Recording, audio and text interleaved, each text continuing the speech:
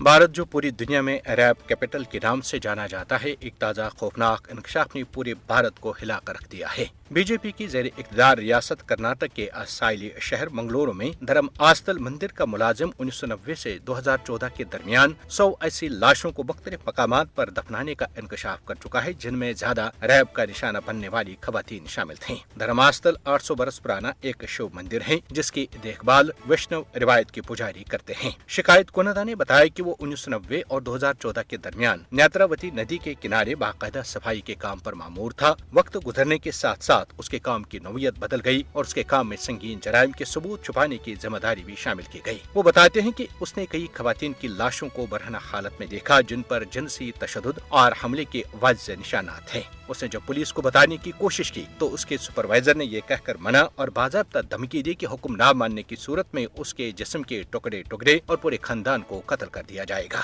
मज़कूरा शख्स ने कहा कि वो अब मजीद ज़हनी दबाव बर्दाश्त नहीं कर सकते, जिसके बाद वो अपने खानदान के साथ रियासत से बाहर मुंतकिल हो चुके हैं। इन इंकशाफात के बाद सुजाता भट्ट नामी खातून का कहना है कि उसकी बेटी अनन्या भट्ट मणिपाल के एक मेडिकल कॉलेज में फर्स्ट ईयर की तालिबा थी। उसे आखिरी बार धर्म आस्थल मंदिर में ही देखा गया था। गुजरात के जिला कच्छ में तैनात खातून पुलिस ऑफिसर अरुणाबेन नतुबाई को उसके साथी सीआरपीएफ कांस्टेबल दिलीप डोंगचा ने हाल ही में कत्ल किया है। गुज़श्ता बरस कोलकाता में आरजी कार मेडिकल कॉलेज की ट्रेनी डॉक्टर का रैप और कत्ल और उसे कबल दिल्ली में दामनी का चलती गाड़ी में रैप और बादशाह सिंगापुर में दौरानी इलाज उसकी मौत ने भारत के चेहरे पर जो कालक मली है वो किसी सूरत धोई नहीं जा सकती। भारत जो खवातीन के लिए किसी जहन्नम से कम नहीं, मोदी का शाइनिंग इंडिया का नारा जहां मंदिर के पुजारियों को बचाने के लिए सर धड़ की बाजी लगाई जाती है, पूरी दुनिया में बदनाम और रेपिस्तान के नाम से जाना जाता है, अपनी मौत आप मरने वाला है।